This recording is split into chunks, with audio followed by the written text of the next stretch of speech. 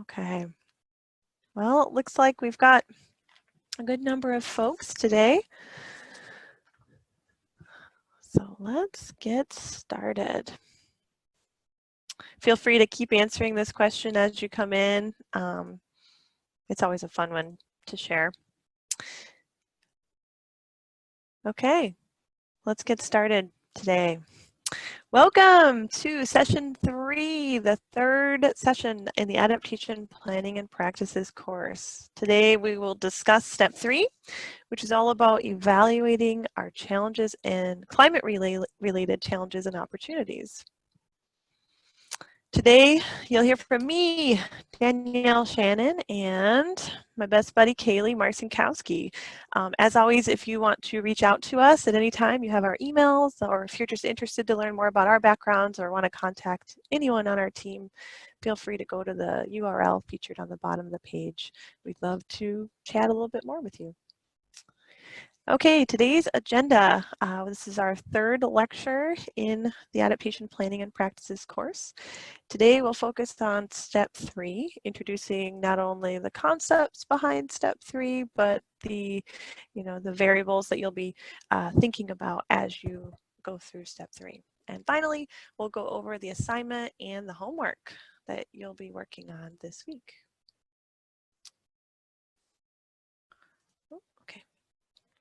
So this week we're going to introduce step 3, which is all about evaluating our management objectives, considering climate change.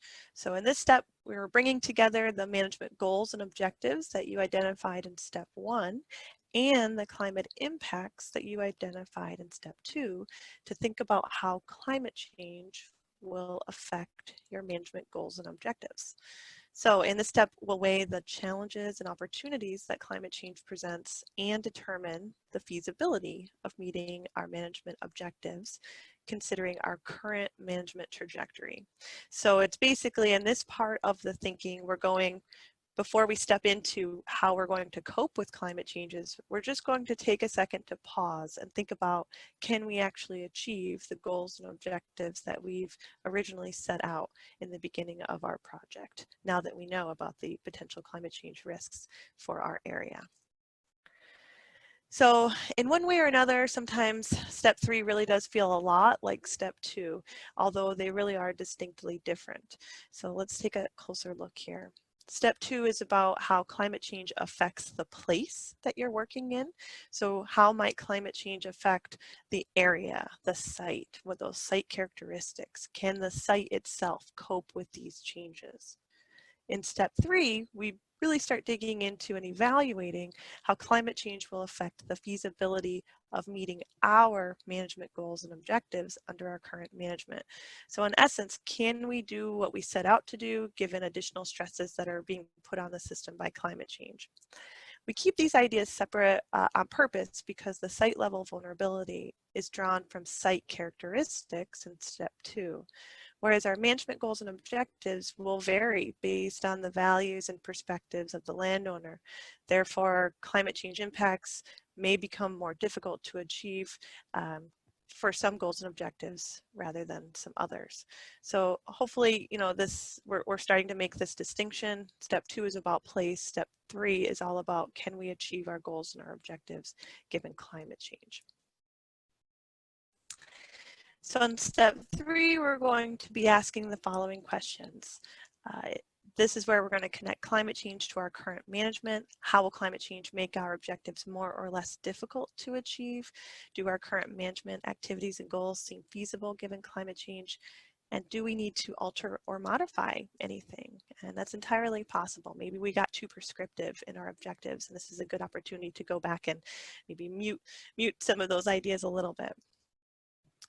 So as we start getting into step 3, the first thing you'll do is identify climate-related challenges to meeting your management objectives, and I'll give you some examples in a second. In this step, we'll list ways in which climate change impacts or vulnerabilities may make it more difficult to achieve each management objective. So for example, warmer temperatures and drier conditions may limit regeneration of a desired tree species and make it more challenging to maintain that species into the future. So we're really focusing on concerns that are related to ecological or environmental challenges that are related to climate change. We know that your job is incredibly difficult as it is, and you have a lot of challenges. Terrible boss, terrible funding situation. There is a place for us to put all of those ideas into the workbook, but right here we're really focusing on climate-related challenges. So an example, if your objective is to provide sufficient protection and habitat for the eastern box turtle, a potential challenge from climate change might be it might be harder to maintain habitats given those drier conditions, fluctuating water levels, or reduced winter snowpack. Or maybe if you're improving breeding habitat for forest interior birds by providing a variety of forest structures, a potential challenge will be that projected declines in conifer species can reduce that habitat component. So you can note that these challenges are related to climate change impacts, but focus on how the management objective will be affected. Once you've listed your challenges for that objective, we're going to ask you to get optimistic and start moving that gray cloud out of the way and start looking towards opportunities because, there is balance in the universe. There's got to be an opportunity in there, and this is a good opportunity to sort of turn your perspective around.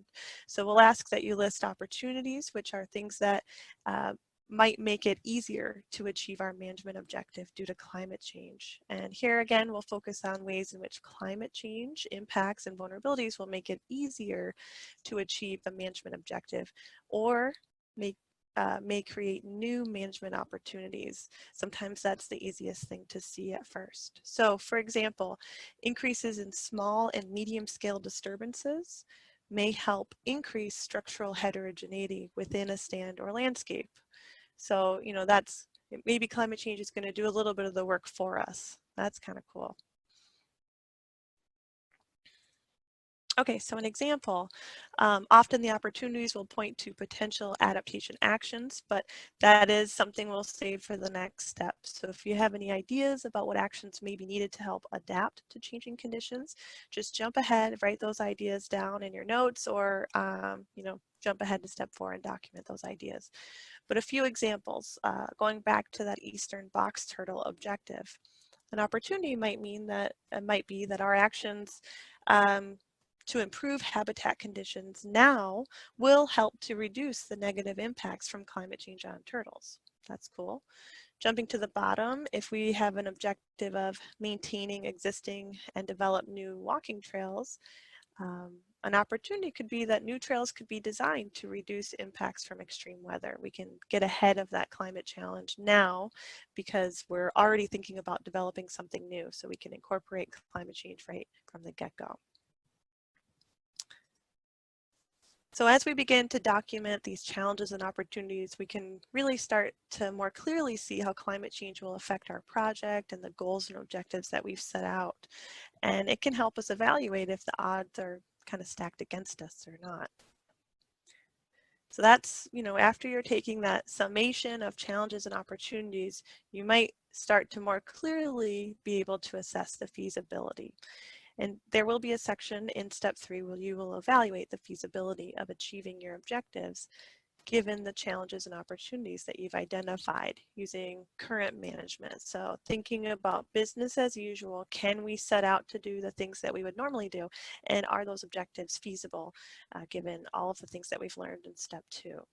So feasibility can be determined for individual or multiple timeframes, and sometimes this is the easiest way to break it out. It's to say, well, over the next 1 to 10 years, it's totally feasible for me to continue my management trajectory. Maybe you've got a stand of older trees that you just need to get them a couple more years in before you can harvest and get that economic output that you're seeking in your goals and your objectives. But the long-term feasibility of regrowing that stock might be, a little bit more in duress. So you can think about short-term versus long-term and sometimes have very different feasibility outcomes. When you're thinking about feasibility, we're going to ask that you bin your ideas into 3 major categories: high, moderate, and low. And they're pretty much exactly what you would imagine their definitions to be. High, we like to sum it up as, yeah, we can do it. The opportunities really outweigh the challenges. All the way to low, which is, we're going to need more resources to support this effort, and the challenges are quite stacked against us. The challenges are outweighing the opportunities. Moderate is that gray zone where some challenges to meeting management objectives under climate change have been identified, but these can probably be overcome by using existing management options. But you're putting it on the table that additional or enhanced efforts may be necessary to counteract some key challenges. So, just be aware of what these definitions are, and you can find them within the adaptation workbook if you need a little reminder. So looking at the feasibility rankings, medium, high, low, if you feel like you're somewhere in between those, I think you can just take a note to say, well, this is actually more low to medium, or high to medium. Sometimes we're splitters, sometimes we're lumpers. Okay, so now I'm gonna hand it over to Kaylee. Yep, sure. Just give me a minute to share my screen and pull it up.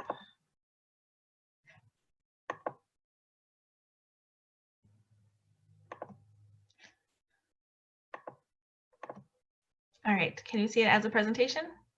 Perfect. It's a good handoff point because we're telling you to slow down now.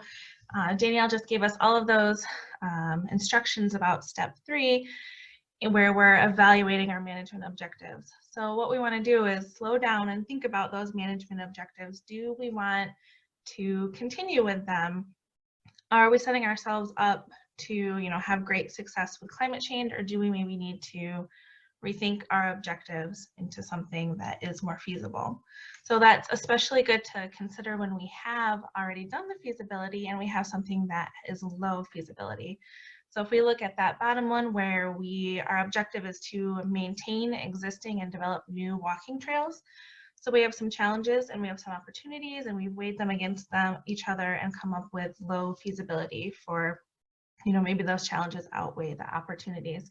So is that a good objective for us to have? Do we want to go back and maybe rethink that objective so that we can come up with something that has a little bit higher feasibility that we're able to do and has more opportunities from climate change or more reasonable challenges? And you can do that in the workbook if you are going through and weighing your challenges and opportunities against each other and decide that you need to reevaluate your objectives. You are totally 100% free to do that. You can go back to step 1 in the workbook and rethink your objectives, type them in, think about some new stuff, and then it automatically updates it for you. So you've rethought your objectives, you can just go right back to step 3 and think about challenges and opportunities for your new objectives. You can bypass step 2, where you can go back and revisit it if you want. So it's kind of smart like that, where you don't have to go back and do a lot of work over again. And you don't have to go back and do that. You can keep those low feasibility objectives if you want to. We're just letting you know that you can go back and it's easy to do so. So as we're evaluating our management objectives for challenges and opportunities, those are meant to be considering climate change. But if we have other things that don't have to do with climate change, then we have a box that's for other considerations. So these are, Danielle mentioned them a little bit. Maybe you have a bad boss. Maybe you don't want to put that in there because your boss is going to see it. That's fine. Maybe you have some funding issues, or you don't have enough volunteers, or things like that. Other things that you're thinking about that are not related to climate change. So it's kind of like a grab bag of different things that go into these other considerations. So if we go down to the bottom and look at our low feasibility, we've said that we would need additional funding, and maybe that's why it was low feasibility. So that funding really has nothing to do with climate change, and that's why it goes in the other considerations part. So those are our key points for step 3. What we want you to get out of this is to take a pretty good look at your objectives and see if they are reasonable to be set up for you to have success with climate change. And we're doing that by having you look at the challenges and opportunities that are related to climate change. And then, of course, the other considerations section, that's things not related to climate change. We understand that everybody has those other things going on too. So it might seem redundant with step 2, but Danielle made the distinction that step 2, we're all focusing on impacts to our project site.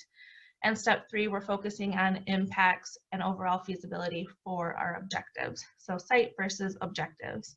And then it's easy to really want to jump ahead and think about how can you overcome those challenges and take advantage of those opportunities.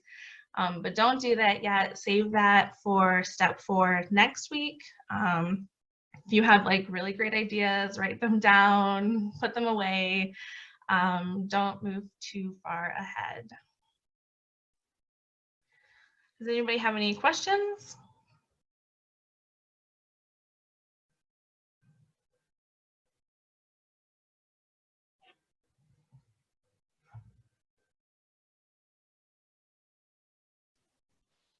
Okay, well, you can always email us if you have a question while you're working on it.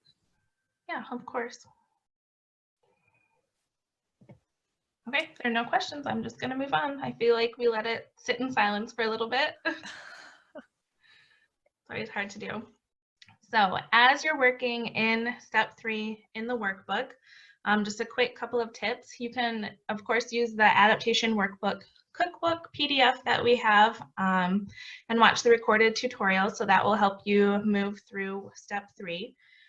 Just a couple of quick things. You can review what you've done in step 2 pretty easily in step 3. There's a little drop down box.